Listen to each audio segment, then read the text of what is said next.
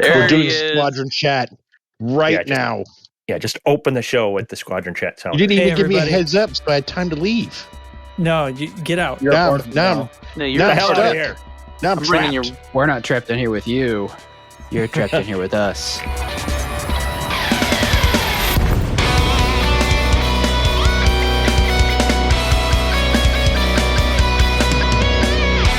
I just watched that movie 2 days ago. What's the movie? Leave the convention. Watchmen. We're about to have it. Rorschach said that for the prison. Oh, hi. Humans, everyone shut up. No. This is the Loose Screws podcast. It is November 4th, 2021. I'm Commander Jan Trax, and I'm joined by a large crowd of people, and we have to get right into it because some people are going to have to leave soon, and they told me that I should do squad update right away. Am I literally going to do that, you guys? I'm ready. Do it. Okay, hold on. Here we go. So, how do we do a squad update? Bang, squadron update. Yeah, how do you like that, Chig? I got a sound of you now. Oh, no. Other than if you don't like it, fuck you. Hey, I just want to say, I came in here and I made sure everybody had their stuff ready to go. I checked in with everybody, and I made sure they were all ready to go while you were muted. So, you're welcome. Well, I was fixing a production manager. Problem. Yeah. Anyway, yeah.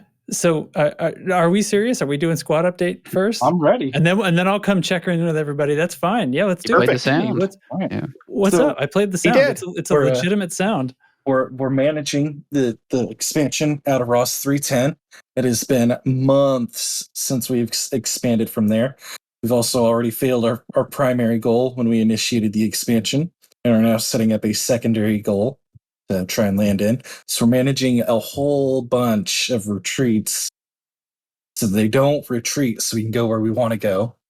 We're also trying to police influence in a lot of our controlled systems and other systems that we're present in, trying to get them up into a 50-ish to 65-ish range so we're comfy in them, while also keeping them very happy so we look good on the squadron scoreboard.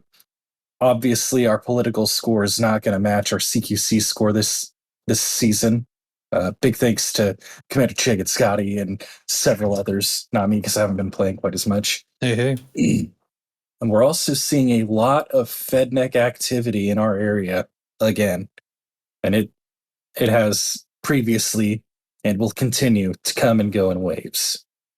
And that is the end of the squadron update. But wait, there is more. I have just a tiny little snippet about Commander Tesnick and I putting together a special event. Keep an eye out in the Discord. Oh, wow. That is a tease. Nice teaser. Did notice at one point in there you said we were managing a whole, so I am confused. So what is the little thing? What's the surprise? You'll have to keep an eye out in the Discord. But why can't you just tell me now? We're not recording. We won't tell anybody. It's not ready. Yeah, I won't tell the rest of it. It's just me and you and these guys and the rest of the internet. We'll keep it a secret. I don't really trust that Craig guy. With good reason.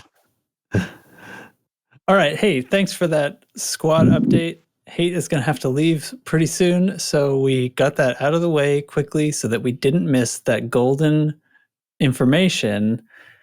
And now I'm going to go about it as though this was a regular program. I'm joined tonight by Chig. Hello. Hello, how are you?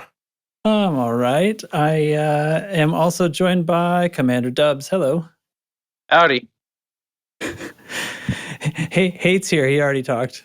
A bunch. Lieutenant Commander Data. Yeah, hello, everybody. Good evening. Commander Teflon is here. Not really here. I'm just a figment of Trax's imagination. Did you guys hear that? No? Hear what? Okay. No, I don't know what you're talking about. What? Yeah. Dude. Also tonight, we're joined by Commander Jay Barron. Blame the Bard. Howdy. Hey, friend. Live and in person this time. That's exciting. Yep. So, how has everybody's week been going? Who wants to go first? Who's got a good story? We're giving you nothing. Now, I'm ready. I have lots. Hate's ready. All right. Lay it on me, man. I started a brand new job on first shift Monday. and I had to be on third shift on Tuesday. So, What? yeah, I don't like that. it was a very long 2.25 days. That doesn't sound legal. You looking for another new job already? No, they pay me very well. My job is very easy. Nice. The American dream. Find something easy. Yes, I can do my job almost asleep. America. Hell yes. So you're operating a forklift or some other heavy machinery. Yes, Must be. another heavy machinery. There's a You know, Dubs' mom joke in there somewhere, I think. But on prescription medication, it always says like, do not use while operating heavy machinery. And I always think of like a forklift, but really it's like driving a car is what they're talking about, right? Yeah, cars are heavy. I always thought that. I mean, relative to what? Yeah, everything's kind A of horse relative. buggy? Well, the buggy. Lighter stuff. I personally wouldn't consider a car to be heavy equipment. Yeah, I don't. I've driven a few forklifts, and it was not really that much like driving a car. It just, I guess, it depends on the forklift. Have you I ever fallen mean, asleep the risks driving? of crashing a forklift are much lower than that of crashing a car, so maybe it is okay to use a forklift. It should say don't operate a bike. That'd probably be the most dangerous. Just saying. That's not heavy at all. Hmm. I don't know. I know somebody who ran over somebody's foot with a 20,000-pound forklift. Yeah, jeez. The forklift doesn't move that fast. That's on them for letting their fucking foot be there. Yeah, that's like anybody who gets hit by a train deserved to die. I'm just saying. It was a very loud environment. We have a wide audience, and it is not unlikely that some of our audience members have experienced this or have a family member who experienced this. And some of our family members have, some of our listeners have family members that are stupid. I believe that is all true. the hate mail directed at people who aren't me, please. Thank you. I also want to know how many of you have had your foot ran over by a forklift. Now, Or I got saw hit by a somebody train. get their. I literally witnessed in person somebody get their foot totally obliterated by a big forklift. Fuck. It was okay. Look, we started down this path, and you're not getting away from it without a gruesome story. Which was higher, their shoe size or their IQ? Curious. I mean, I could give you some gruesome stories from when I was on board ship when I was in the Navy. I could tell you some of those accidents. Okay, but this is a forklift. Do you guys want to hear a forklift story? It involves Yes, Yes. I love forklift. Let me get my animal crackers and my sippy cup of juice, and I'll sit down on the story time rug. Okay, all right. I am FA off flying at Type 9, shieldless Type 9 through the mail slot while I tell this story. Anyway, so a long time ago, before I went to college, I had a job at the Home Depot near my parents' house. And while working there, I would sometimes, essentially, I was not a forklift driver, but I would be like a safety for the forklift driver. And this is the big, like, 4-wheel, the thing that can move like an entire bale of OSB plywood.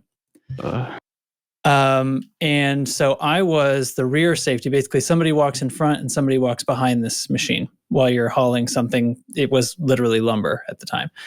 And I was the guy in back, and the guy in front, so we're walking along, and essentially, I'm going to make this not too long a story. So this is what turns out what transpired. These two guys were very good friends, by the way. The guy driving the forklift, I guess he thought he was going to play a joke on the guy in the front and sort of try to scare him by getting a little too close. And he got close and needed to tap the brakes suddenly, which caused the gravity, which caused the weight of the forklift to essentially drop the pallet of stuff by a couple of inches. And it crushed the guy's ankle on the back of his stride into the concrete floor. Oh, jeez. Just very slow moving. Doesn't sound pleasant. Truly horrific damage, like literally crushed like 6 or 8 bones. So what you're telling me is that as the rear safety, this was all your fault.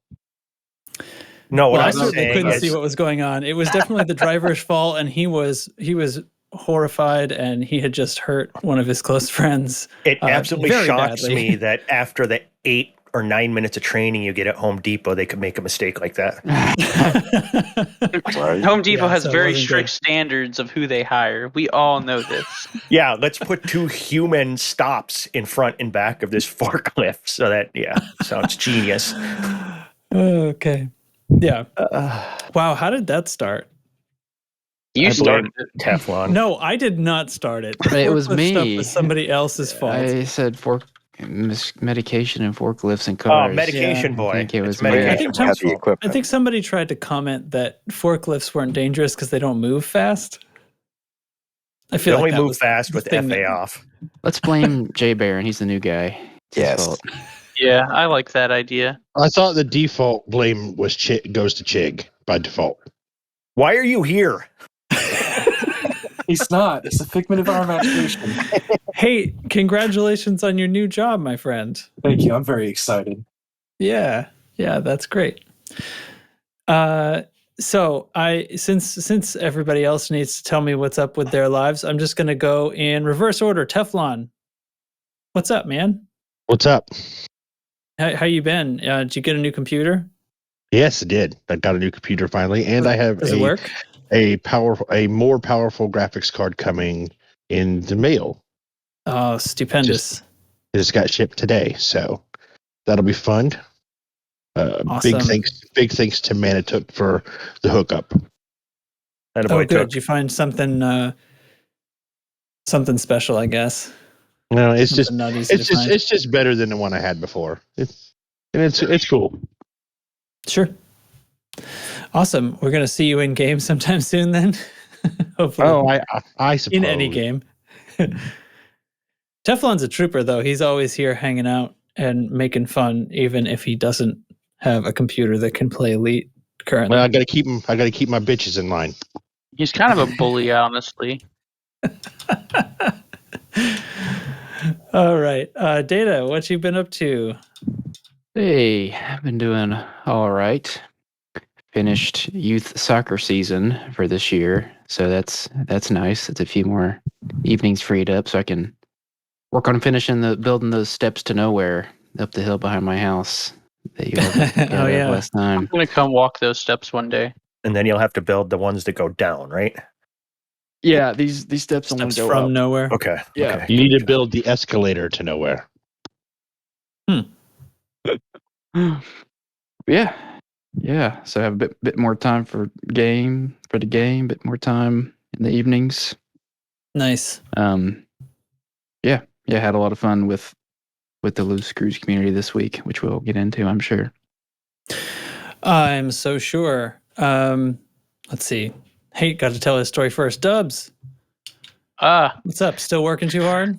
Yeah, working too hard. Hopefully next week will slow down, and then the following week we will be going out and staying out for a whole week. So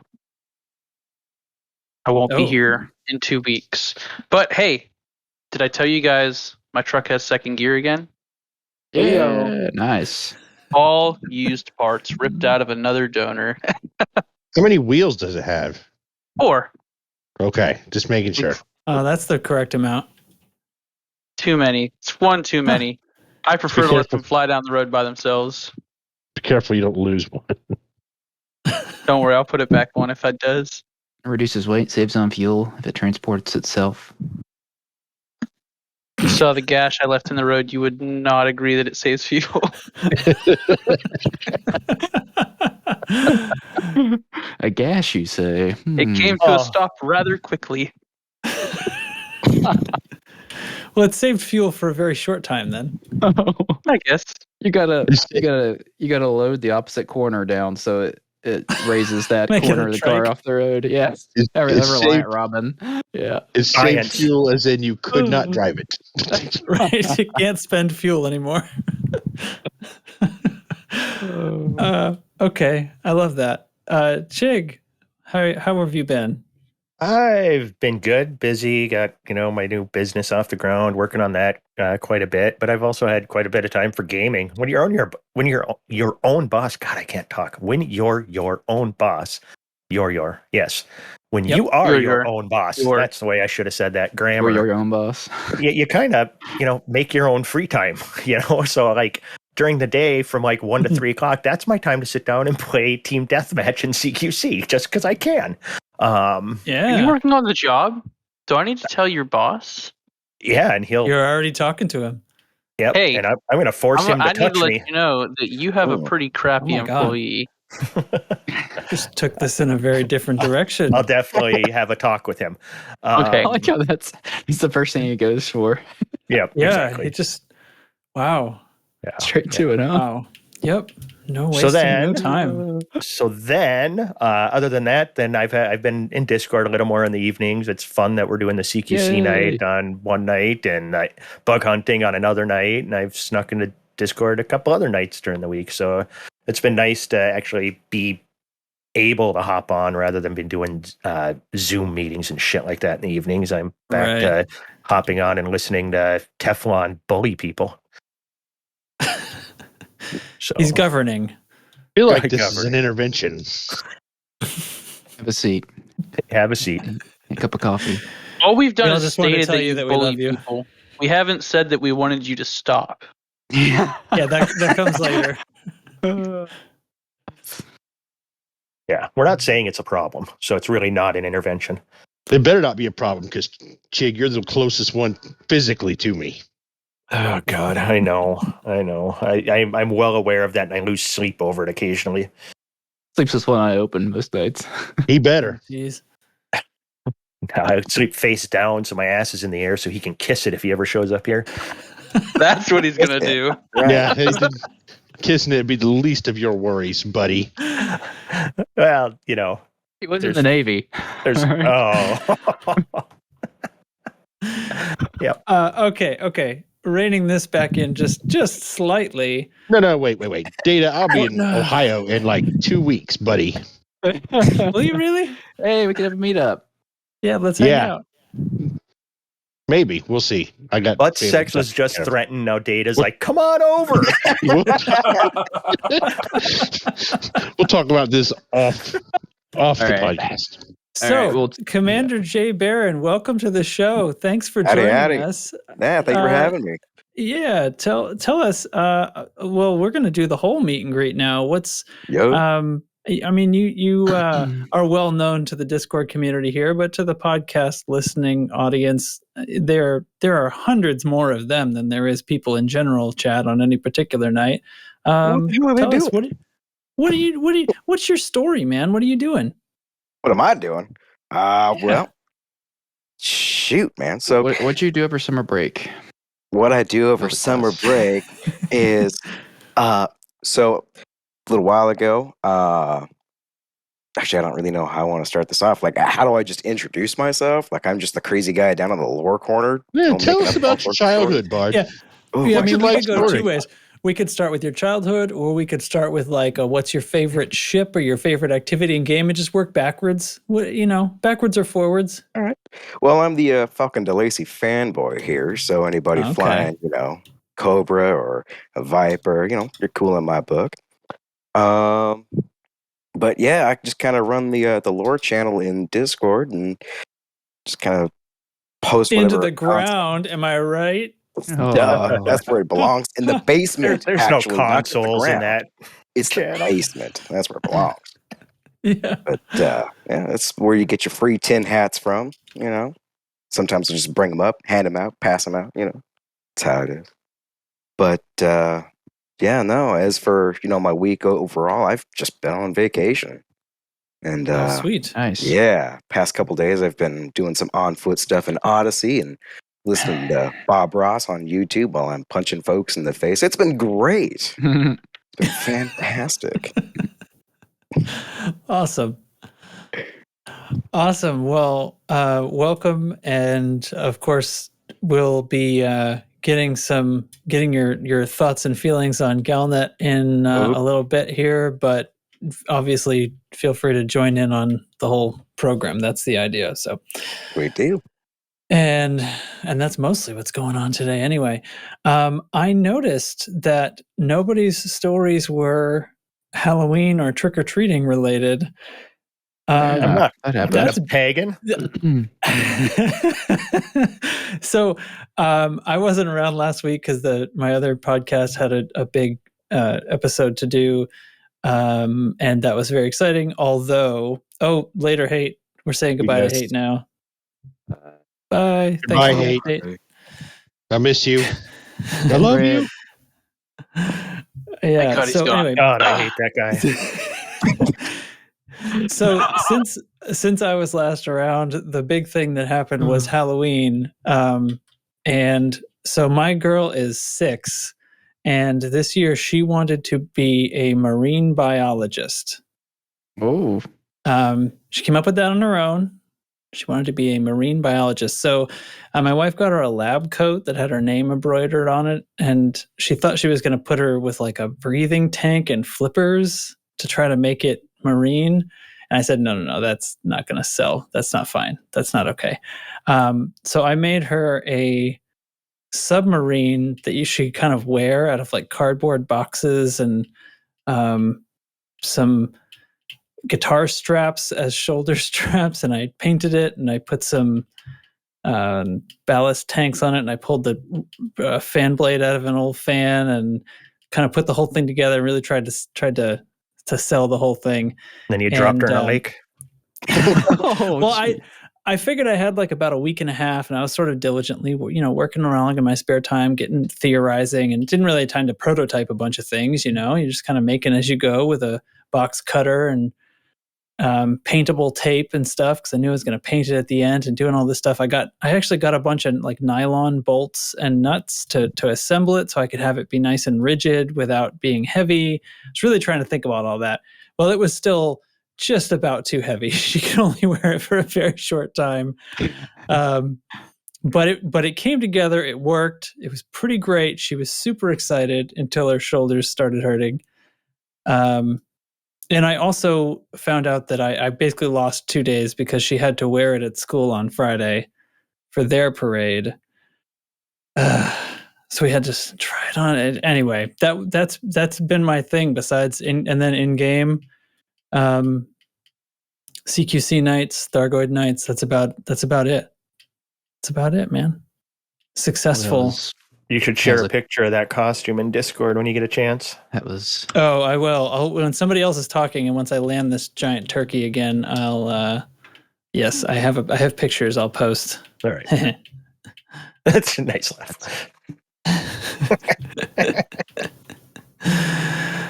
Okay, so coming in for another landing. Sorry that I got distracted just then. So, this is typically when we would talk about the squad events, right? So CQC and anti-Xeno nights. We've been doing well. There's been a couple of them since I was on the podcast. However, this has been going successfully. Well, on Tuesday we had another CQC night. It was 100%. Anybody who showed up versus Musketeer, who stayed pretty much the whole time, and just took us to task for like 3 straight hours. Yeah, if you haven't played much CQC, or even if you have, and people talk about Musketeer and how good he is and stuff, until you actually see it in person, you have no idea. And there were literally 5 or 6 of us ganging up on him, and he still won every match over the course of the evening. And we sometimes wouldn't get a kill. I'll give him credit. I'll give him credit that he stuck around all night. He had been enjoying it. I bet you he was pissed to begin with. And I found it funny as early on when he realized that we were all shooting at him, he only shot me for that one match, which was kind of freaking hilarious. It also changed very little about how much we could kill him. Yes, exactly. It was it was unbelievable. And I'll be honest, I wouldn't do that to any player, even a player as good as him, if he didn't do just unsportsmanlike shit at times in CQC. Like I was telling the guys the other night, sometimes in team deathmatch, if there's an odd number in the lobby, it'll start the match uneven. So he will leave an uneven match so the lobby gets even, then he'll rejoin after the match starts that he's on the team with more players. And we just learned that he can take on 5-6 people by himself. Why the hell does he need that one person advantage in team deathmatch? It's just kind of shitty. So that's why I was kind of like, screw him. Let's all just attack him. And then as the night went on, I'm like, man, he stuck around all night. Kudos to him. He was a good sport about it. I wish that we could have chatted with him. I've always, I've tried private messaging him, sending him friend requests and stuff, and just haven't been able to get through to him. I would love to have him on the show. He could end up being the nicest guy ever. He could end up being the biggest douche nozzle ever born, but we have no idea because we haven't had an opportunity to talk to him. But the fact that he stuck around all night on Tuesday night, it was humbling, I'll tell you. Yeah. I think, frankly, like at first it was like, wow, he's being a good sport to not just leave once he realizes that we're all just ganging up on him.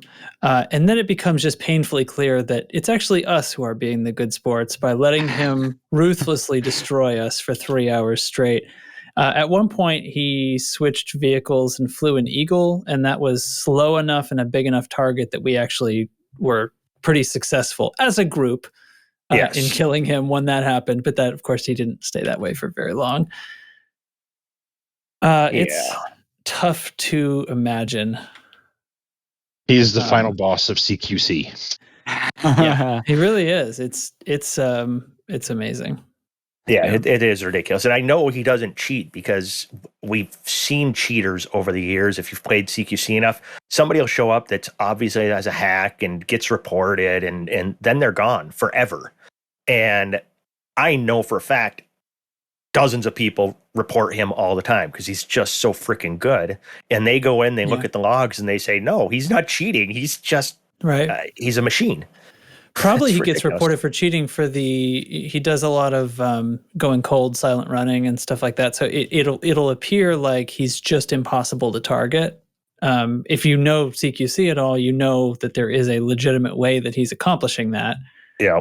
But I imagine a lot of people who don't maybe think that hard about it, that might be the moment where they're like, oh, this guy has some hack where my gimbals can't target him, And he has the timing on getting, power-ups down so tight that he's almost always got the stealth. He's almost always got the weapons. I mean, we were assigning people to camp the power-ups to try to stop him, and he would still get the power-ups. Yep, that was my job for a lot of them. It's just camp one of them, watch the timer, run through it as soon as it pops back up again.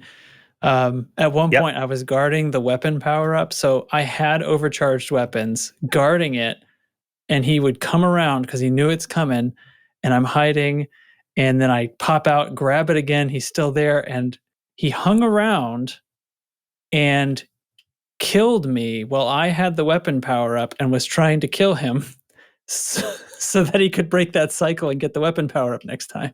Yeah. So I have like double power weapons firing on him, and I can't kill him before he kills me. And that's that doesn't happen.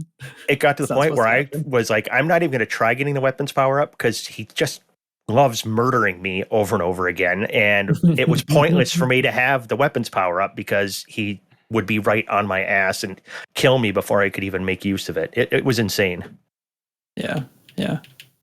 So good fun though. I will say it was a lot of fun. Still frustrating. So so we've been doing that on Tuesdays, and then on Wednesday last night we did a another Thargoid night. This one I think went smoother. The first time we had a lot of deaths. This time less so. A lot of folks turned up for this. We had like 10 people in there. Yeah, Dubs again brought the giant cutter with a fighter, so Chig could play even though he's out exploring. Yep.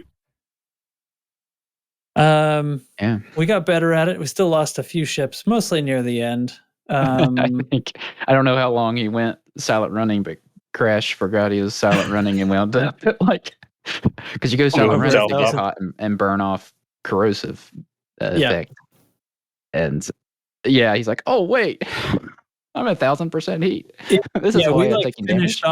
We finished off an interceptor, and we're all just hanging around like, hey, great, got a new one. All right, who needs repairs? And he's like, oh, my silent running's still on. then.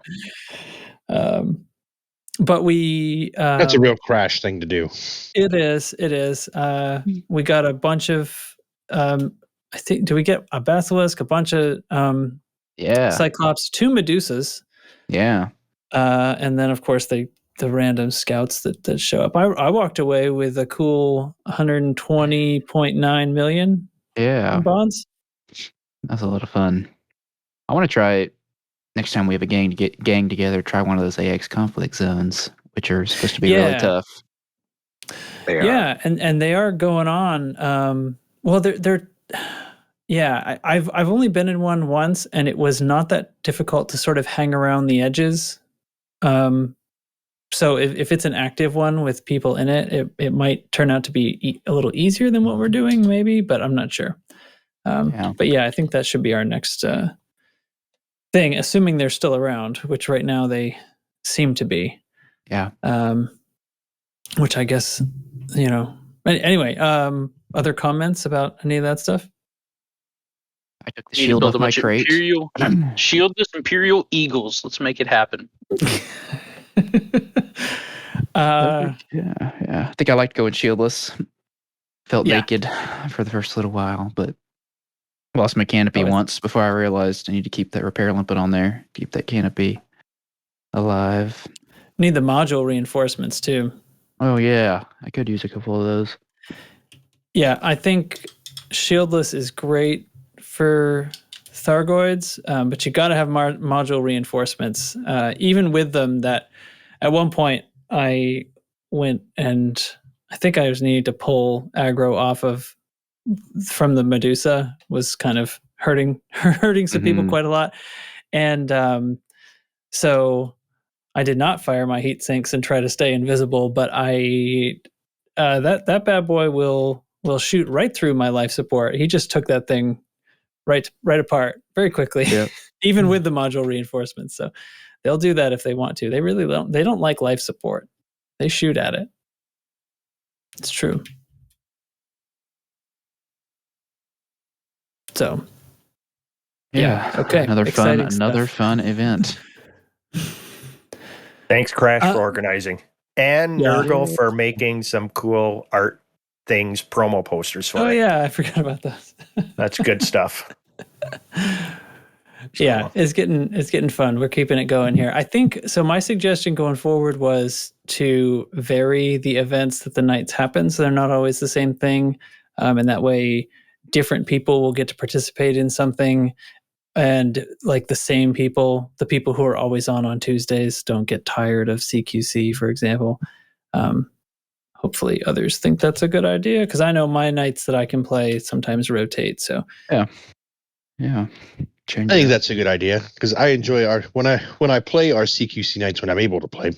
I enjoy playing CQC with everybody, but I don't know that I'd want to do it like every week. I mean, I don't really. That's the only time I play CQC is when playing with the community. Right. When we have a CQC. Well, sort of the only time that enough people are on to make it fun anyway. So, yeah. All right. At this point, I think it's a great time to kick over to some in-game news in the form of Galnet. Right. And I'm going to pass that baton right over to Jay Barron. And he was expecting this. You all know. Oh, yeah. Yeah. I don't have a theme song for you yet. I don't. But I should get one. Should I play something random? Let's give you Make Chig sing something. I got nothing. Chig sing something. I think I only have Chig singing the thing I played already. Good. Sing it to the tune of Just Dance by Lady Gaga. I have this one of Dubs. I call it the butt slam. There you go. Perfect. Time for nice. Time for the Galnet butt slam. Blame the Bard butt slam. So, Bard's butt slam onto your heads is a tin hat. We'll just go with that. There you go. All right. So we're going to start actually with last week. So last week's CG, of course, called it wrong. Yeah, I keep thinking maybe something's going to happen with the Scriveners. Nope, never does. So last week, the Thargoids started invading human space again, and Salvation decided to move his megaship, the Bright Sentinel, to Merope, which is a system that was not experiencing an incursion, which is odd, in my opinion at least, because he could have just easily gone to any of the systems that are, facing that state, just said, hey, hold on, let me take care of it. But no, we get to fight them instead. And as of right now, there are still 7 systems in the incursion state. 6 of them are in the Witchhead Nebula. One of them is still in the Pleiades. So if anyone's feeling like some Thargoids killing, those are the places to do it. So on Friday, moving on from there, we got news that the preparation for the next stage of the Colonia Bridge is underway, and the completion of the first phase of the project has been done. And one of the megaships caught a distress signal, a very faint distress signal, and asked us to go look for it. And spoiler warnings, was found, and it turned out to be an abandoned settlement. And to those of you listening and not on the Discord yet, there's links to it in the Discord. And I don't really want to spoil what happened. But, yeah, although I can be coaxed into it, but could just move on from there. After that, there was a group within the Federation called Advocacy. Now, this kind of follows into the Dredger clan thing. It's a story that's been progressing, and here is where I keep thinking we're going to have a CG based on the Scriveners. Never happens, but we're going to keep going back to the story because we're not quite done with it. Group named Advocacy. They're dedicated to preserving these sorts of Dredger clans, although there's one Dredger clan I don't think they should preserve. That kind of goes back into the spooky thing.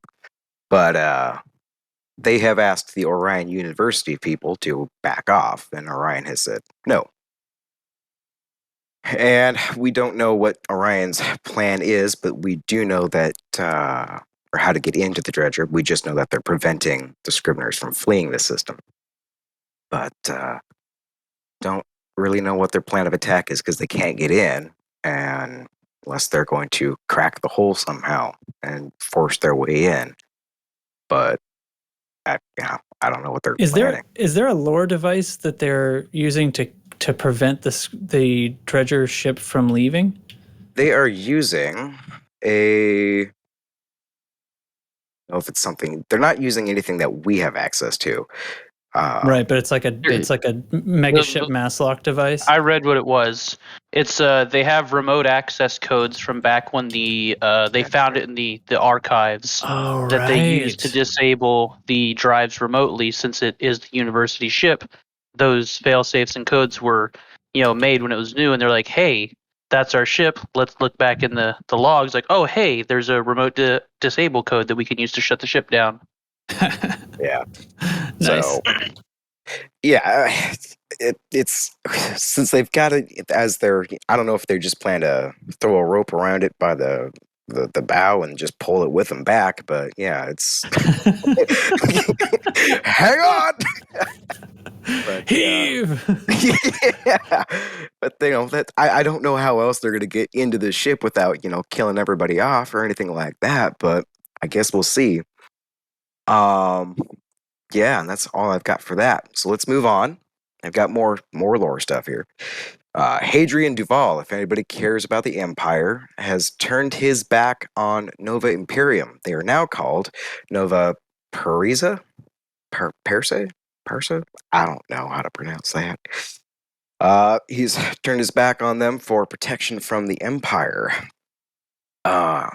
And I'm sure that's not going to piss anybody off at all whatsoever. There's going to be absolutely no repercussions from that at all whatsoever. I'm sure he's perfectly sold. Safe. Yeah, pretty much. And the next bit of news is that rebellion is waning within the Federation because, hey, I guess government spying programs do work. Yeah, that's I don't really know what else to say about that. Of course, the rebellions are going to wane because people are, kind of forced to agree with it. They like it or not. Um, and that I don't really have much to say on that except, I don't know if it's going to stay that way. Um, and the last bit of news is Phase 2 of Colonia Bridge has begun, and that CG, by the way, is moving really quick. The goals have been lowered both in Colonia and in Alcor by quite a bit, substantial bit. I think it was Like from the first round? yeah, from the first round.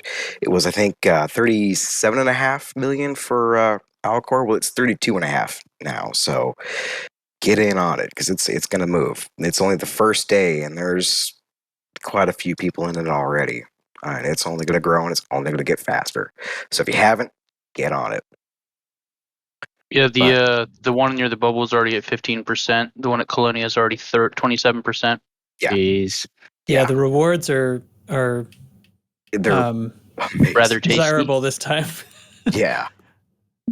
Yeah. I mean, if you want a double engineered frame shift drive, grade 6, 4, and 3, because the 5's already unlockable, go for it. Yep.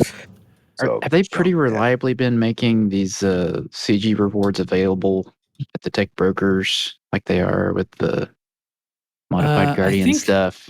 so far they're all purchasable, except is the I high didn't check. capacity long range railgun, or what was the railgun? There was one that was a railgun. I don't have that one. They're all purchasable. On the Guardian weapons, for example, all of them are purchasable. You do have to do them one at a time. So if you want 4 of those guns, you're going to need 4 of the blueprints. But Okay, things so like, even that modified railgun from way back is, yes, and like the point defense turret. What was it? Focused point defense turret. that might There's- be. Yeah. I don't know about the human stuff, but Yeah. like, because I would love to get some more of those double engineered missiles. Yeah, the lightweight high cap missiles was good. Yeah. I'd like to I get think some more those are out there. That was one of the first ones, so it ought to be at the tech broker by now. Yeah, that's what I'm hoping. But that's about all I've got, and I encourage anybody that's listening and not in the Discord yet, hop on in, debate me on anything, post your ideas, debate me on anything. Do you think where these Thargoid incursions aren't easing up yet, they still have a massive presence? You think they'll eventually have Salvation work his or her mega weapon again and clear those out all at once? Is that what they're heading No. towards? I don't think so. Simply because he did not move his megaship into a system experiencing an incursion the first go around to begin with. I think he's holding off and letting us use his megaship to unlock everything and go fight them ourselves. He's made no mention as of right now, made no mention of his weapon in any better development stage. This could simply just be the case of this is too many Thargoids. Last time when he used it, he had one system to deal with. Well, there are just so many systems to deal with, and his weapon might not be effective enough. So probably just moved it into a closer proximity to where we can, spread things out a little bit more. But no, I don't think he's going to be using his weapon this time around. I mean, what I expect is that the investigation is going to get rushed along by Aegis, and if this thing continues out long enough, the investigation that Aegis is under is going to get rushed, and they'll be back in action, magically funded, and they'll be able to do, I don't know, something, maybe. I don't know, join forces. I guess that's ideal, but whatever. But yeah, I don't think Salvation's going to be unleashing his weapon, at least not yet, because it's not been asked for by the governments, and they're already kind of pissed with him. So So just to point out that it's been confirmed that the remaining Thargoid incursions, like the ones not being cleared after a typical amount of time, is not a bug. So that's real. It's sort of a shame that we have to say that, but we do have to check these days. That's real. And I heard that not all of the incursion systems, but some of them seem to have these permanent POI encounters, while others have the more typical non-human signal sources that are temporary and ad hoc. So the way that the things were in Cornsar, so a permanent situation. So yeah, I mean, something is different. At the very least, it's a much more powerful attack. Yeah. My guess then is that this is going to be the next stage of the war, the Thargoid War. We could be seeing conflicts with them. I had to guess for another month or so before things really ramp up on our side. I know Admiral, what's his face? Oh, that idiot. Oh yeah. Yeah. Admiral what's his face? Yeah, Admiral what's his face. Hate that guy. Yeah, I hate that guy too. God, every time with that guy, Admiral what's his face? What the fuck? Yeah. Yeah, he's the worst. He's one step down from that validating motherfucker. Oh yeah, him from the Xbox. I thought you were going to say Boyce Larson, the rat bastard. He's a scoundrel, but he's not a bad guy. Yeah. He's also not an admiral. I don't think anyone that. I think somebody should run over his foot with a forklift. That's what I think. Oh man. Not that I'd wish that on anybody, but hey. Run over Thargoids with a forklift. That'll do some damage. That's a lot of damage with that. I'm gonna rename my AX ship the Forklifts now. No, you have to go to a special Guardian site in order to unlock the super Thargoid killing forklift.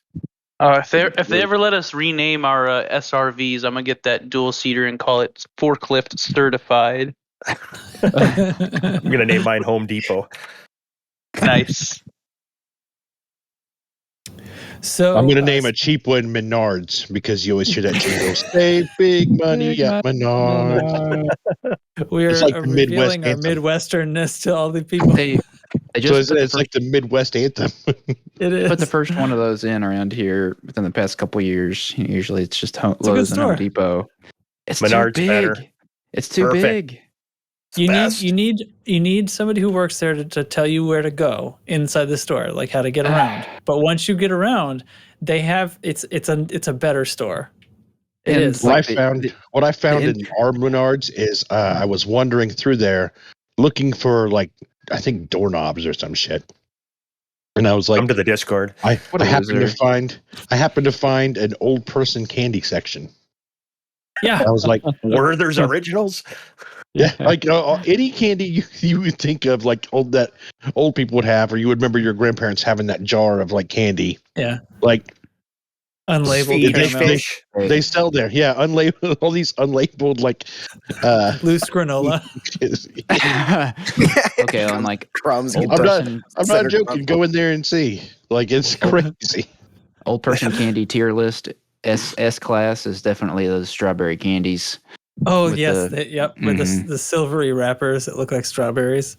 Yeah, and it's like strawberry gummy inside the hard shell. Except they're not in wrappers and they're all stuck together. I'm a fan of the chocolate peanut clusters. Oh, those are fantastic. Wait, Menards place sounds like somewhere that I need to go. My wife, every time I go to Menards, I got to get her a bag of chocolate stars. Oh my God. Yes. Yes. Speaking your language now, I see. They have those. Remember those orange slices that were candies? Yes. They have those there. And they even have the rare mouth guard. They even have the rare red cinnamon ones too. This segment is supposed to be how I don't like Menards. Quit saying all this. It's fantastic. Well, we didn't hear about anybody being dismembered, disfigured at a Menards. As far as I know, nobody's had their legs crushed at a Menards. Yeah, I've never heard a bad story about Menards. The one here, at least, the only one I've been in, they don't have any of the actual like lumber in the store. They just have samples. You look at it, it's all out. The lumber's out in you have to drive out to a different area for the lumber yard, and it's all like you drive up and put it right into your car, and they tag you and ring you out on the way out. Ours has like a hybrid. If you're getting big lumber, then it's outside. But if you have, if you're getting like stuff that you can, like we had to get some boards to make so I can cut into bed slats, and that was in the store. Yeah, like cabinet grade woods and like trim work and all that stuff is all inside. Stain grade. Yep. So and I don't know, and a lot of framing 2x4s and stuff too. So there's quite a bit inside at ours actually. But then again, we get to like negative 6,000 degrees in the winter, so the wood all explodes. The water in the wood freezes. Yeah, can't have people dying going to buy a sheet of plywood, Yeah. It's the same here, man. I would live. So if that employee at Home Depot worked at Menards, he'd be out back working that forklift. They could just shoot him after he got injured, and just no customers would see that happen. Just put him in the dumpster. I believe that's in the actual employee handbook. Yeah, like an unfortunate elk. Unfortunate elk. Indeed. Good God. Broken leg. I better write that down. Unfortunate elk. So speaking of salvation and the... Oh, God, did you guys already name this episode before I even got here? Did we? What? Sippy Cup and animal crackers for story time? What is this? What the hell? You know what? Let's just keep it. No, unfortunate elk. Aww. I don't know who typed that, but I'm taking it away. Unfortunate elk sounds like a randomly generated Xbox Live name. It does. It does. It's like one of the things that Google Docs comes up with for anonymous people viewing. It's like, okay. So as I was trying to steer us back to reality here, or unreality, character, unfortunate elk. Speaking of Salvation's fancy new Guardian weapons, we've been doing a lot of testing and raving about those. I myself recorded a video of a couple of Cyclops kills with either weapon, and I was trying to figure out which one I like better, and I sort of can't decide. I just keep going back and forth, but everyone's in agreement. The modified Gauss cannons, not useful. A side grade at best. The reduced fall off distance is not great. So it's fine, but that's to be expected, right? When the Gauss was the only gun that was worth a damn to begin with. So when they're making changes, they're not going to like boost that one up as well and leave the situation the same. Like boost everything, but the Gauss is still the only one you use because it's better. So we basically side grade the Gauss cannon, and we do really great upgrades to the shard cannons and the plasma chargers, and now they are tons of fun and legitimately powerful enough to use, and now there's options. And of course the original Gauss is still perfectly good. So I think the whole AX scene has gotten very exciting. The shards are good enough to snipe with. I think it's fantastic. It's just nice that there's options instead of before. If you weren't using the Gauss, you were gimping yourself. Yep. Now, I think Seraph from AXI, he says the original Gauss cannons are still probably the best. Then it goes shards, then plasmas. Is that the order I'm hearing? If you're accurate with them, they probably are. Yeah, I'm definitely doing better with other things besides Gauss. I'll tell you, the advantages being, I think the Gauss probably still do the most damage at the longest range, I guess. But you're dealing with that, that trigger lag, or what do you call it? Like sort of priming the Gauss charge that you always had to deal with. The shard, trigger pulls, the shot fires, and the shot speed is so fantastic. You can practically snipe with it. The spread is great, and the damage is quite good. Really, it's higher than the Gauss, but you have to be in a pretty tight range to get 100% of that damage to go exactly where you want it to go. And then with the plasma, you have sort of the opposite thing where you pre-charge it and then let go of the trigger. So in a sense, the timing's easier. You just have to plan your shots out. And they do seem like massively powerful. But it's whatever your personal skill set handles the best is the best of the three. Got it. Right. Which is nice. I think that's not very nice. Me, I've been flying a goddamn fighter with a multi-cannon, so I don't know shit. AX multi-cannon, just messing around I'm part of it. That's Chig. I'm doing it too. Yeah, the Guardian one with the plasmas or whatever is on the one. That one is fun, but it's such a glass cannon. It just I die like instantly every time I launch that one. So the other one's much better. I'll be sitting outside the mega ship waiting for the next Thargoid to spawn in, and Chig scares me to death. He buzzes my canopy like straight up from underneath out of nowhere. Like, whoa! That's the goal. Mission accomplished. Baron, have you been AXing a bit here? Yup.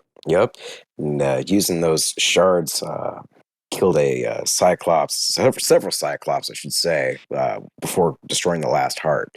So, yeah, if you're able to get that, get those shards, man. That's where I'm at.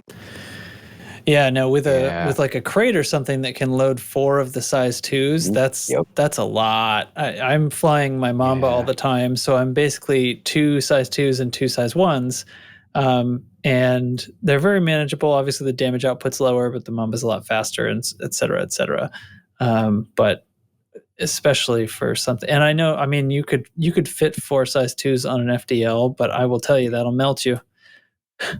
I remember putting all 4 Gauss on an FDL before, and I had to use 3 heat sinks at the same time to fire all 4 together. But boy, she does hit hard when you do it. So with the crate though, that can, the more mass can soak a bunch more heat. So that's gaining firepower at the sacrifice of sort of speed and hitability, I guess. But yeah. Good times. Right on. Well, what else should we talk about? I mean, there really wasn't much as far as news is concerned, dev news, I should say. On Tuesday, Art and Sally did a stream where they talked about a bunch of things, but didn't really reveal anything, kind of went back over some stuff that had been shown already, and sort of acted like they were just desperate to tell us more stuff about the 2-seater SRV, but oh no, I just can't. So that's all that fun nonsense. And then just today, there was another Thursday lore stream, which are quite fun if you're into the lore and story of the game. This one featuring Grinning Crow, Beetlejude, and Wotherspoon again.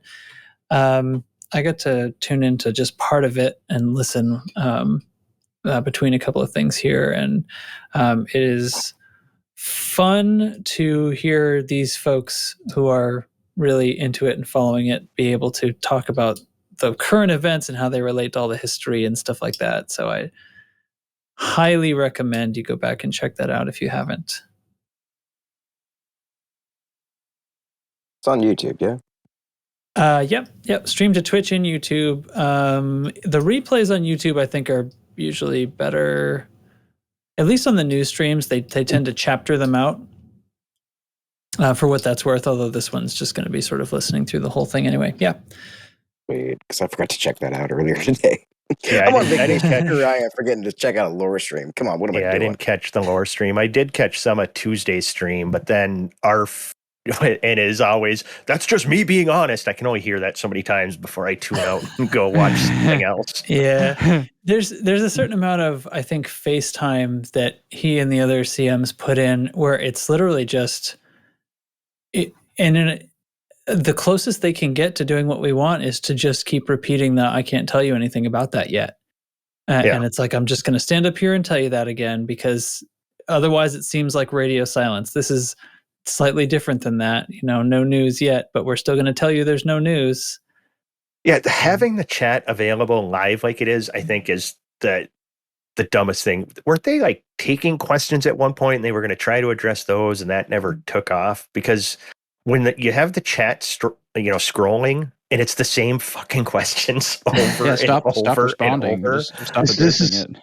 This is why I went in there with the intent of just asking about Thargoid romances like Mass Effect, and then they gave it to me. They acknowledged it way faster than I thought they would.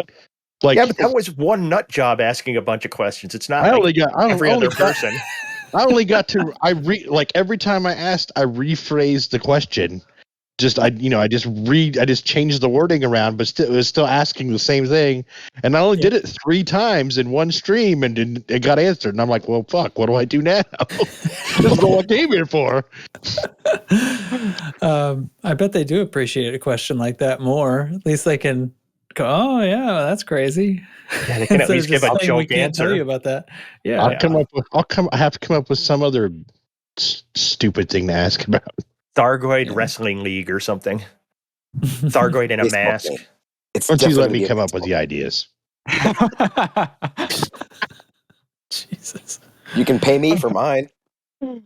Ooh. Yeah. How much do you charge for an idea? Just like any idea, or is there a chart of I hope menu it's not items? Or? all the animal names in the show notes right now. I hope The show those notes are has his gotten a ideas. little out of hand. No, it's only 2 cents. That's all. Just 2 cents.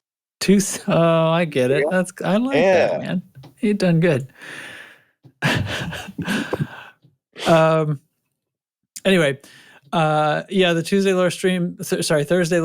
It's good. They've all been fun. I didn't get to see this whole one, but they were talking more about things that are to do with the present day current events, which of course tie into stuff to do with the Adamastor and Salvation and Black Flight all the way back. It's cool. They do a lot of speculating, and Bruce and Zach are there. And they even directly address this at one point later on. They said it's hard to be here because they do know some things that they can't say about this story. Well, I'd hope so. So what they have to do is try desperately to react equally to everyone's comments so that it can't be divined from their reactions what might be true or not true about the things that get predicted by these 3. Throw it out all the window if somebody gets it right. Yeah. Well, that's the idea anyway. Yeah. So, highly recommend. If we want to hang around and do a little more discussion, one of the things that has been talked about was a little bit of more CQC details since Chig is here, the expert in the field, as it were. I like that idea, but things like that. But I'm gonna table that one till like a week that you're not here, so we have something to talk about. Because when you're here, we managed to get the show over an hour. When I get stuck doing it, it seems like it comes an hour or less. So maybe I'll add that to an hourly show. Okay. I was thinking instead what we could do. You weren't here last week, so you didn't get to talk about your thoughts on the new Olympic controller, things like that. Oh, sure. And being that just kind of came out of left field. Yeah, that kind of came out of left field for me because it's something that people have asked for in the past and stuff. But it's like, we'll never get anything like that. Then also, bam, it's that's going to be in a future patch. It's like, so what else might there be? And we've talked about other ideas. Maybe let's resurrect some of those ideas that we thought might be pie in the sky, but now just in case someone's on the table. Exactly. But first off, what do you think about we don't know a whole lot about it, how it's going to work, but I mean, what do you think? No. So what we know is that it will be able to do more than one function. I guess we don't really know exactly how many functions. Like they might be able to do 2 or 3, and maybe we choose what they are, or maybe we buy a certain set. And that they're not as powerful as at each individual task, which makes perfect gameplay sense. I think when we'd envisioned a multi-limbic controller before, we thought maybe if you buy a size 5, you could fill that like you can with an SRV bay with SRVs. So you could buy a size 5 controller, and maybe it has a size 1 research, a size 1 fuel transfer, and a size 3 repair or something. That's the what way I was Dubs is picturing in my leaning. head. Yeah. I don't think that's how they're going to do it. I think they're going to it's still going to be one unit, and maybe it'll do everything. Maybe there'll be certain sets. So this one does this pair, this one does this other pair, or this other triplet of effects. But probably maybe they function at the efficiency of like a D grade, even if it's an A grade multi-limpet, or maybe it functions as effectively as one size down or something. So maybe a 5 kind of works more like a 3, like you can only have 2 limpets out at a time, instead of 3 or whatever size 5 can. Yeah, 3, I think. That's my guess. I just think it's going to be simpler. But I don't know. Maybe the multi-limpet controller can literally do all the limpets. That's what I'm curious. No, that's too much. That's too much, right? Well, what if it was on like half, as you carried. I don't know how the limpet controllers worked. I haven't used a limpet in quite a while. I've been out in the black, so. But, well, you see, you have these little robots, and they're blank, but the and grade you can program below them with functions. Yeah. Yes, the bigger ones allow you to have more out at the same time, and they Right. last longer, typically, right? More how range long they sometimes? last, how long they last, and the range and the speed they move is controlled by the grade. Okay, and then they're different sizes. Right, and then the size is how much how many can be out at a time, and like how powerful their effect is. So like in the case of a repair limpet, the large, like the size 7, can do much more hit points of repair compared to a size 3 or a size 1, like much more. But like an A can travel faster and is alive for a longer number of seconds in the case of like a collector. Gotcha. Limpet. So some of them, like probably the speed doesn't matter as much. Collectors and things like that, the speed and how long they stay alive for like multiple trips to and from the ship is I think controlled by the A versus D or E. So those are all factors that could be degraded for the sake of the, it could be number of limpets, it could be how long they stay alive, or how much repair they do, and I think that'd be great for exploration, especially is what I think of. And I guess to a certain extent mining, although with mining you really are min-maxing a lot more. So I feel like degraded collectors mixed, in the same optional slot as a degraded prospector is probably not going to be the optimum mining build, because you want the highest number of fastest collectors, and your prospector, having an A-rated prospector gets you higher percentages of minerals. Like it just finds more minerals in the rocks. So you don't want to downgrade that, or you're leaving stuff on the table. So for mining, I bet these don't cut it. Exploration is going to be where it is. Research, fuel transfer, repair, all in one is going to be awesome. I mean, fuel is sort of the least important of the 3, but having research and repair, that's usually what you're having to choose between when you're taking a expedition out. So those will be fantastic. Yeah. Decon and repair, possibly on an AX ship. Yeah. I don't think I'd use that. I would want to maximize my repair limpet, and I can do decon on my. I got ways to do that. Yes, and then just repair for sure. I don't think though that this is meant to be a min-maxing thing. Right. I think this is on your multi-purpose doing stuff, and all of a sudden randomly have to change things up a little bit. So then all of a sudden you have that option. I mean, like the refuel limpet thing. I've grabbed one time to go help somebody that was in need, but otherwise I've never had one, and it keeps me away from like going to distress calls and stuff. Because the one time I did when I was a new player, it's somebody who needed fuel, and then I'm like, I know it was, go away, and it was just an you leave NPC. Me? Yeah, it was just an NPC, but I still felt guilty. I'm like, that sucks. They brought me here, and I had to leave him to die. So I mean, it'd be nice. I was thinking about better than what I had. Hatch breakers. I say I once responded to one of those because I didn't know what it was, and I got there and he's like, "Oh, I need fuel," and I was like, "Oh, I don't have fuel limpets on this. Yep. Me And then I too. just killed him. So that's the thing. Like I was thinking Merciful. about like exploration ships that want to mix a research limpet and a repair limpet, which would be the first two I would think of for that.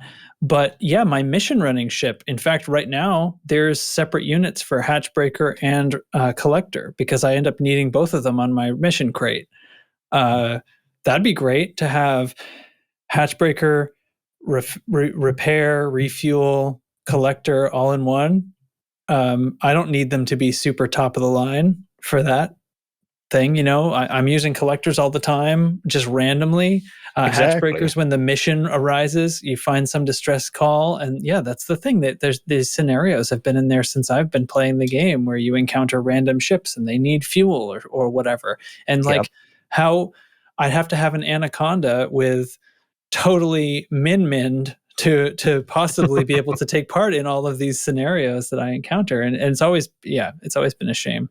Yeah, So so I mean, I think for that. current collectors will still be your min-max type stuff, like you were talking the mining ship and your AX hunting, you know, all of that. But I think there will be plenty of uses for these. I could see any, you know, collecting engineering mats just having options when you're out instead of just doing one thing. So yeah, I don't know. Right. I like it. Yeah, very good. But that's where I then got off on the thought, you know, because we've been doing the bug hunting and we were, you know, me being in the fighter, learning painfully how stupid multi-crew is to begin with. I mean, why can't I at least know how fast the mothership is traveling when I'm sitting next to Dubs? You know, we're flying towards something. I have no idea how fast we're going. Nothing. All I know is we have shields and hull still. This is great. Oh, I can look over at him. Okay, his arm's pushed forward on the throttle, so he's actually going forward.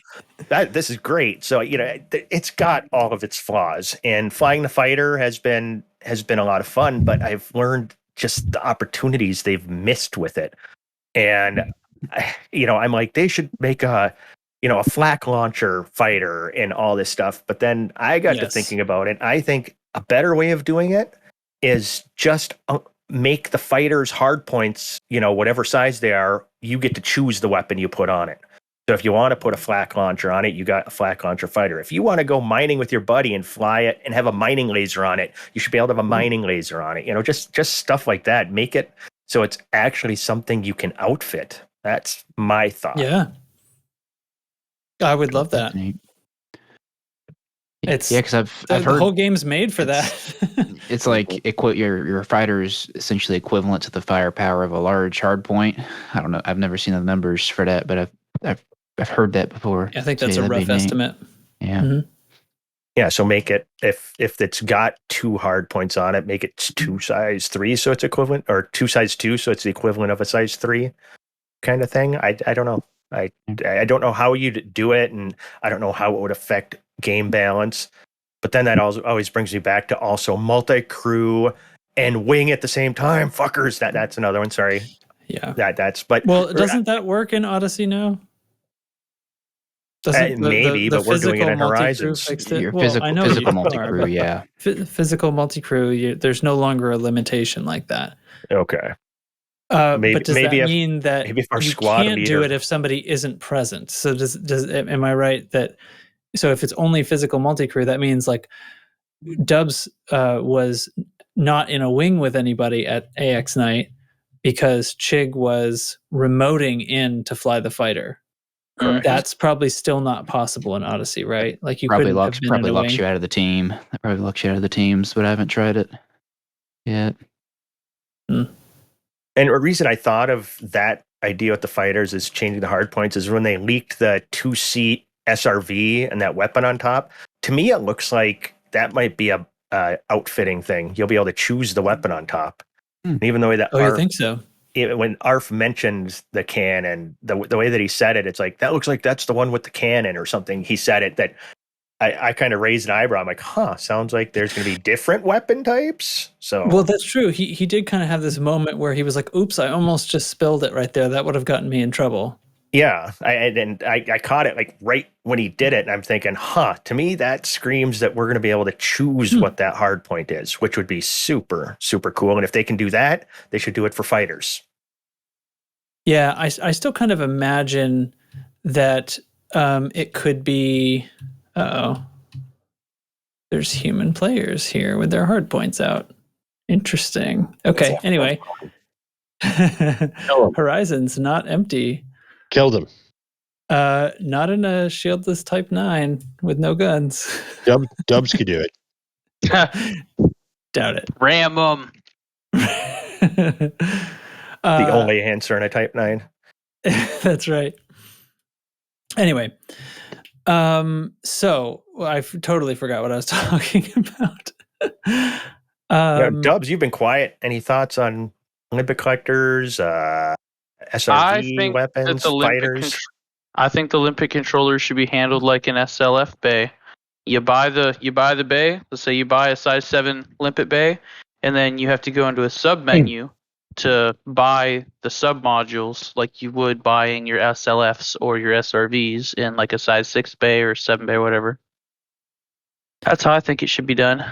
I think by that plan, unless like all of the available sub modules for that were degraded compared to their full counterparts, that wouldn't create a situation where it is more effective to use like a full limpet, like a single limpet controller.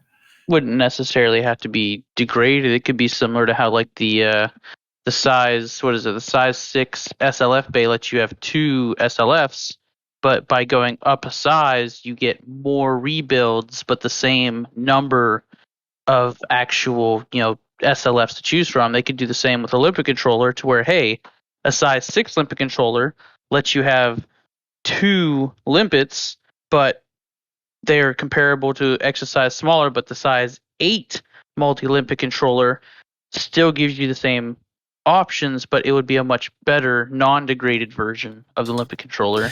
Okay. How about this? So first of all, it's already like stated that the way it's going to be is that they'll be not as effective at their individual jobs. I don't think that totally excludes what you're saying, but like the 5 is not going to be as good at, at collecting. No. 5 dedicated collector. But what about this? We have only odd sizes of limpet collectors. So you just said like the size 8. What if these are size 2, size 4, size 6, and size 8, and then they function with like the functionality of the size below them? So then you'd sort of need to put them in different slots. They'd be a totally different module. You wouldn't sub a size 5 multi-collector.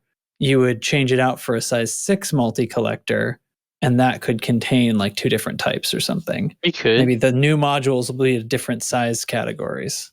I don't know. Theorizing again. But yeah, I mean, they did specifically, they have said that it's going to be less effective for the benefit of being able to do more than one thing. And so that the current ones don't become irrelevant. Go ahead, Bart. Yeah. Sorry, stepped on you. That's all good. So like a size 5 collector limpet, you get a size 4 and you can do collector and hatch breaker and go from there. Something like that. Right. Yeah. So you could still have like a dedicated collector, and then maybe the other. That's a total guess that they might use the even sizes, but there'd be a way to do it, right? Then the one penalty is that it takes up twice the space, and maybe it works almost as good as a size 1 at both of those, right? So a size 2 multi has 75% of the function of 2 size 1 multis or size 1 individuals. This is getting difficult to talk about.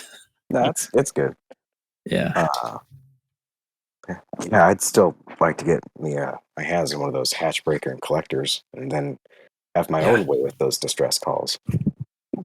There you go. I'm not nice. I don't actually do the refuel. I scan them and take them. So you need fuel, huh? What don't you need? Exactly. What about my needs? Exactly. See? Good stuff. Data, you have any thoughts on like either of those?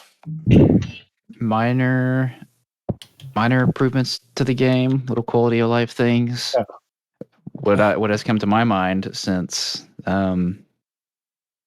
like Dubs and Hate and me recently have done some bug fighting in the Pleiades, cruising as a wing from signal source to signal source. It'd be really nice if there was another module or a tweak to the Super Cruise Assist module that lets you like cruise control locked onto your teammates. Oh yeah.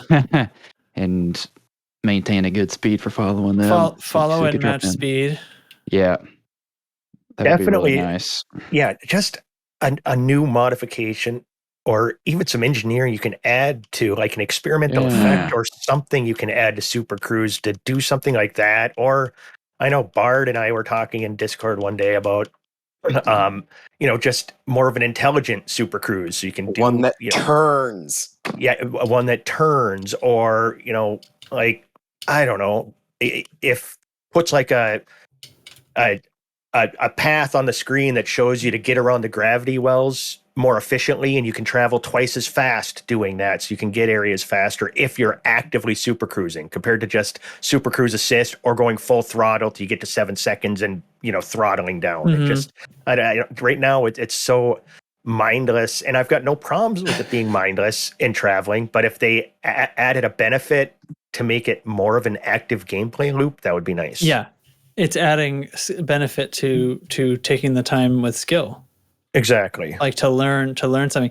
How about this? This popped into my head while you're talking. The like follow and match speed in cruise is a modification of an interdictor. It's like a special effect, experimental effect on your interdictor, so your tether becomes like a toe tether. Yeah. There you go. Yeah. But if you could also use that to tow somebody else.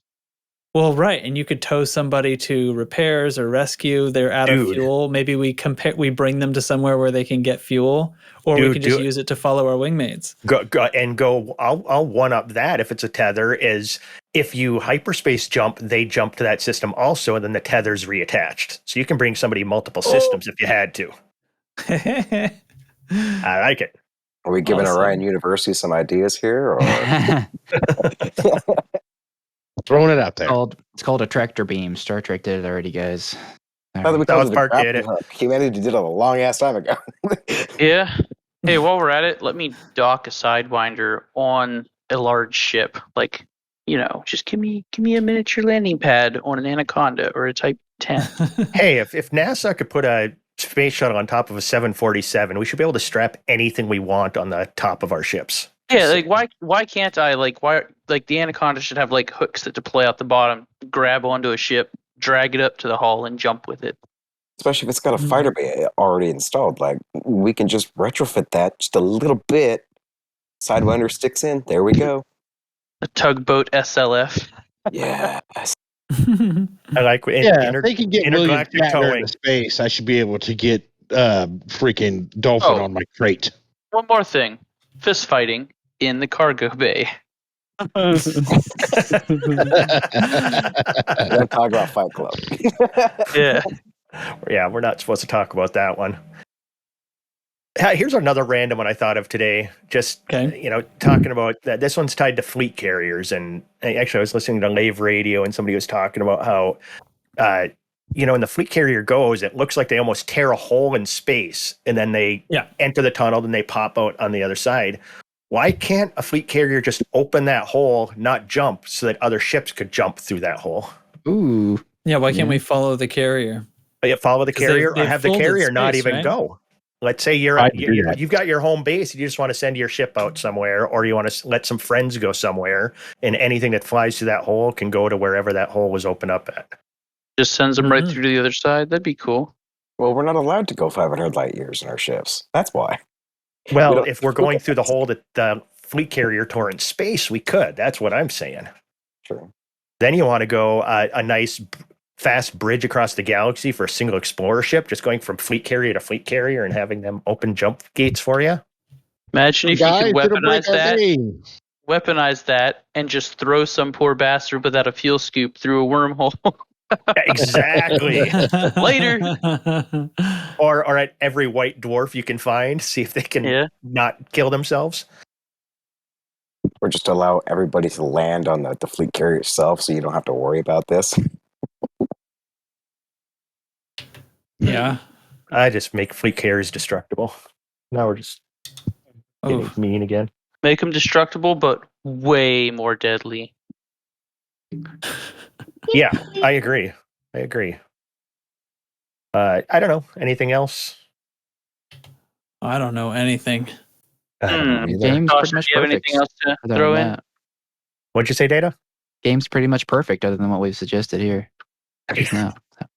Oh, perfect. Yeah. Literally no flaws. Not a single flaw. I couldn't think of a single reason why you wouldn't buy Odyssey or why you would return it. Yeah, I'm in Odyssey flying around in VR right now. It's so awesome. No, you're Sorry, not. Trax. No, I'm really not. I'm just pretending. I'm wearing glasses and staring at a screen. Does that count? I like to think about how the first feature of first person that they're going to put into Odyssey for VR is the finger point. That's going to be it.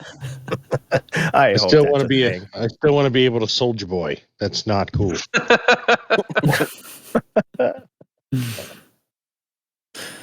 Great. Well, I'm not joking. I still have this pet quality of life issue from this thing that I really want implemented from way back. And this is a small little thing. It's just a menu function. I think game wide, like one thing the game was missing and now has an Odyssey is like search filters. So glad for that. Search filters good. But the way all of the menus work, like whether it's your nav panel or your contacts panel, the things, the objects are grouped by their distance from your ship. So they tend to move around. Like as you're flying, they'll zip back and forth. So sometimes you're trying to grab like a certain thing and you miss, and then you miss the other way and you're like turning and you're trying to do it really fast. I think the whole menus, the way they work is really confusing. The way that the cursor like scrolls way down to the bottom and then sort of pushes. And I think what it needs to be is more like one of these rotary selectors, like on a mobile OS, when you're picking out like the time of day or a calendar date or something, right? So the thing you've selected is always in the middle and everything else is like, it's like a slot machine roller. It's like sliding up or down underneath your thing. So the wheel's turning underneath your cursor, essentially. So you can always see what's above and below it. And you don't have to push down and then scroll back up after you reveal what was below the screen. Does that make sense? Yeah. Yeah. You get me? So I don't know. I apparently some people don't. I've told this to people sometimes and they don't think it's a good idea. So maybe it's an option or something like that. But it would just be like, leading reticle versus trailing reticle in the menu.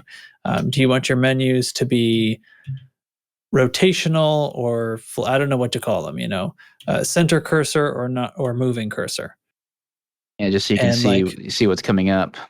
Yeah, like my modules. I'm here in my modules. Like my cursor's at the top. The thrusters are at the top because they use the most energy. That should be in the middle and it should be blank above it. And as I scroll down, things should rotate below it to see all my different modules. And then I'll go over to the left panel and look at all these systems and stations and fleet carriers and stuff that are here. Like that's just how I think it always should be. And then the contacts list, like it won't be, you'll be able to at least see what's going on. And that this sort of doesn't solve the problem of things sort of bouncing around as you're moving around in space and things change what's closest to you. They change position in that list, but I think it'd be easier to see at least. I don't know. It seems like an obvious thing to me, but there's lots of things that seem obvious to me, and either maybe I'm wrong or maybe it's just I'm being the UI in this game. Definitely, there's lots of little tweaks, but I think it all comes down to like personal choice at that point. I mean, what you're saying, I totally would go with it the way that you want, or the way that you're suggesting, and I think it would be easier. But then again, I'm just so bored with this UI than any improvements. Right now it's just so simple because it's whatever's closest is just in that order. So it's just well, it wouldn't change that player. Order. It would just be easier to see.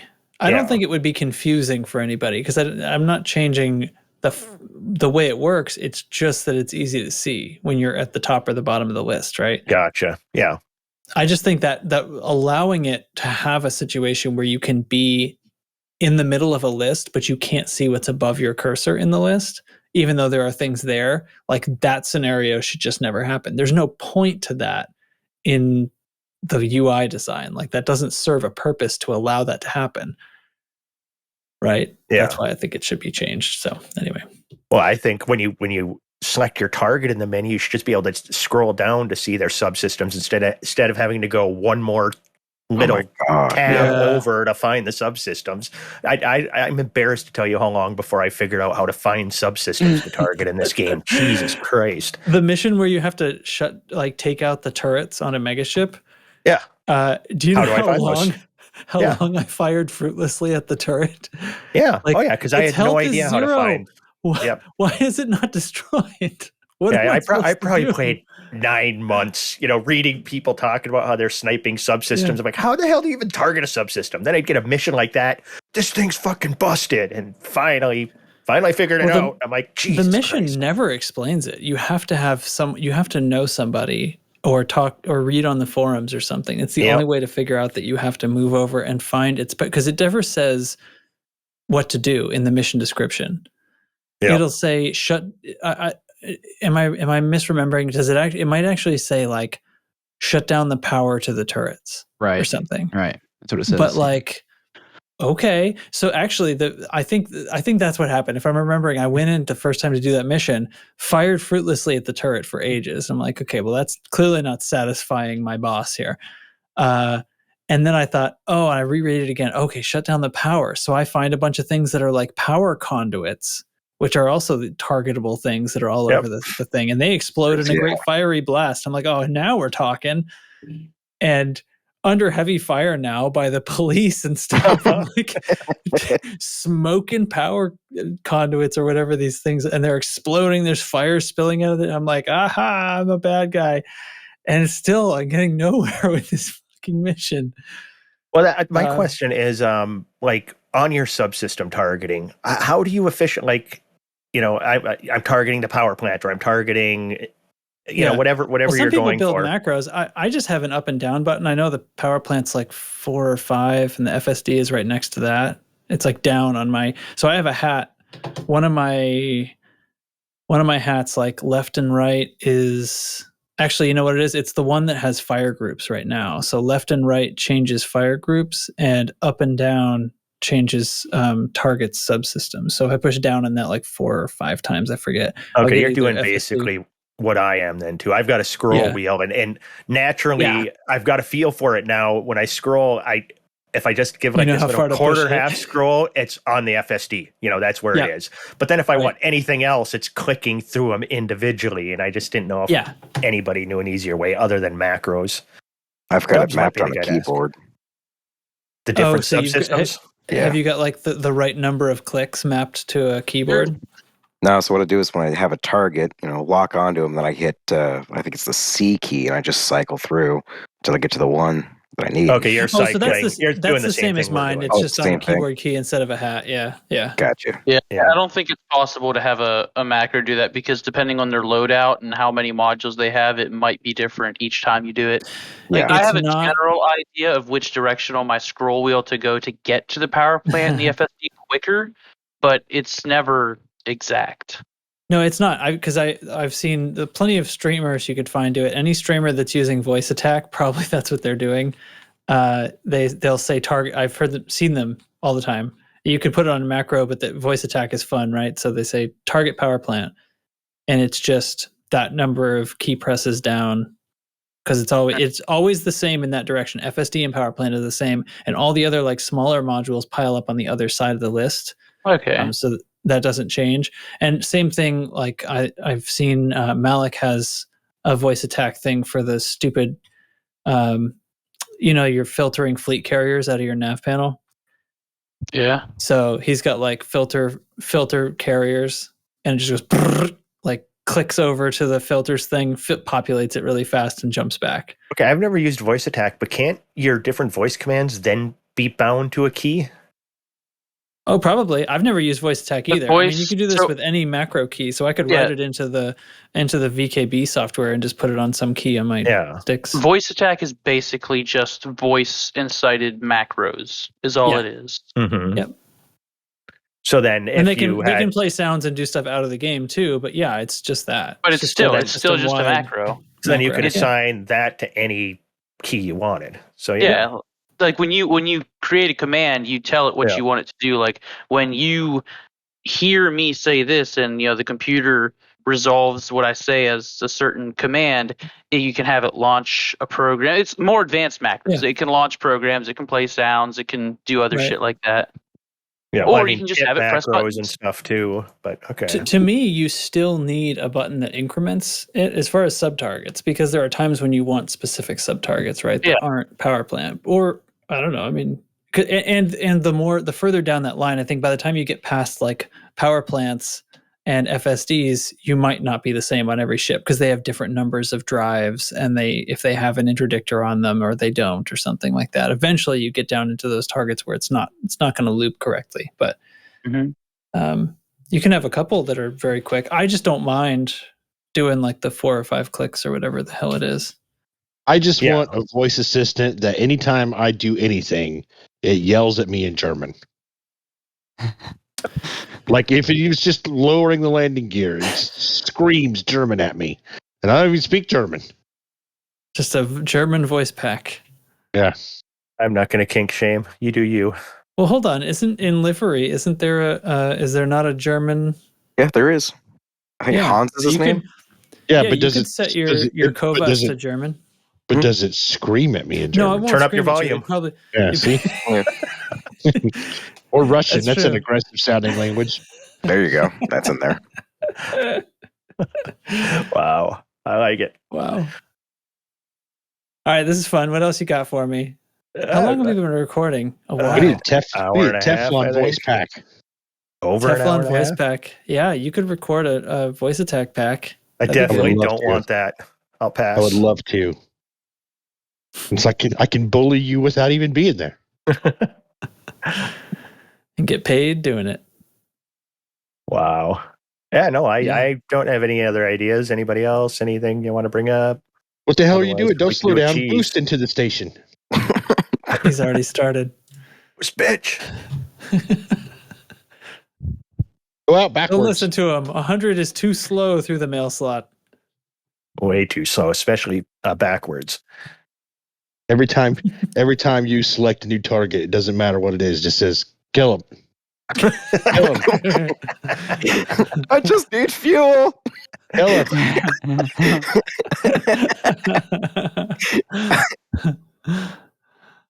Love it. Okay, well, the only other thing here on the list was already mentioned. Testnik and Hate have been putting together a special event. Keep an eye out on the Discord. You can find our Discord at discord.io/loose screws. That's a quick link for you. It'll get you there. Discord is totally free, and if you're not in here, you're really blowing it at this whole life thing. So get in here. For real. Yeah, I mean, you can't argue me and my ideas by sitting there on the podcast. You got to actually come into the channel, right? Type something out. And then I can yell at you, or you can yell at me. Either way, someone's getting yelled at. Yeah, he's specifically talking to you, Steve, who has been yelling at your podcast this whole time. Exactly. Yeah, I know you were doing that. I know. Just yell at Chig. All right. I'm gonna go ahead and close the show out. Then I got a cheese. You got a cheese. All right, hold on. You have that Discord link. Right. Well. Okay. You have that Discord link, everybody. Check out the merch store at loosescrews.com for mugs, t-shirts, hoodies, and more. And thanks for listening, and give us a review on your podcast app and stuff like that. Chig, cheese me. All right. So people give me shit about loving cheese, but cheese love goes back many, many centuries, mind you. Now, I was looking at something. I don't know how I stumbled across this the other day. I don't know. Maybe I just read cheese history out of because I'm nuts. But like, you hear Nottingham, you think the Sheriff of Nottingham, Robin Hood and stuff, but that place is way more famous for the Nottingham Cheese Riot, also known as the Great Cheese Riot. This implying that there was more than one cheese riot. Obviously, there's more than one cheese riot. There's probably one a day in Wisconsin. But this goes back It started in October 1766 in Nottingham during their Goose Fair. You ask what a Goose Fair is, look it up. I didn't know either. But what happened is that their food prices were going up at that time. There were food shortages at that time. People were getting a little bit nuts. And there was a Nottinghamshire cheese that was sold at this fair. And after it sold and then the fair was leaving, they weren't going to let people have their cheese.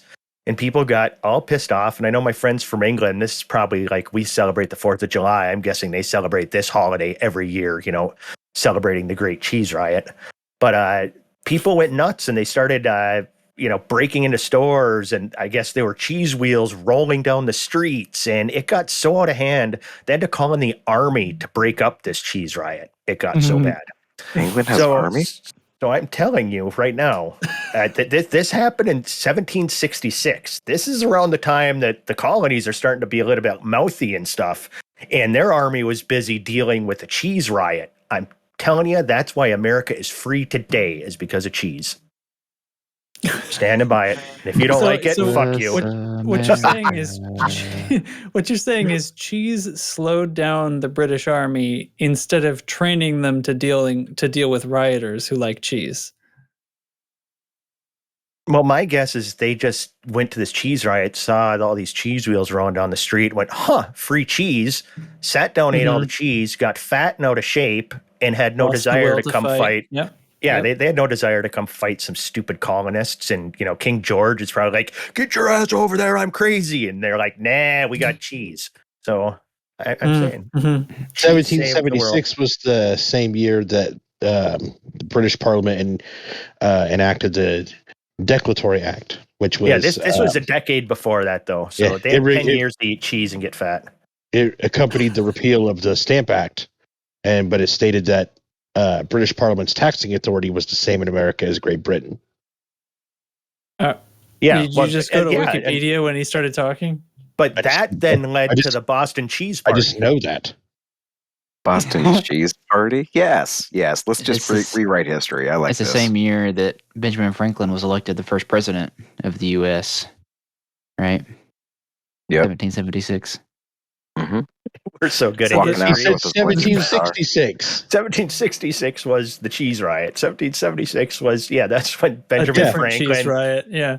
Benjamin Franklin drew his own picture on a piece of paper and it became the $100 bill. That was 1776. Yeah, 1766 is the thing I was talking about. Yeah, that's the cheese riot year. Great year for England. So that's a good way to end the show. All right. Yeah, that's all right. Hold on, I have to land this Type 9 before I can. Okay, all right. UK listeners will love that. Yep, that'll be great. Thanks for that, Chig. Thanks for joining me, Teflon, Data, Dubs, Chig, Jay Baron, because his name says Blame the Bard first on Discord. Bard work. Thanks for coming, man. And Hate, who joined us at the beginning. It's been real. Fly loose, fly screwy. Do it. Tell them all.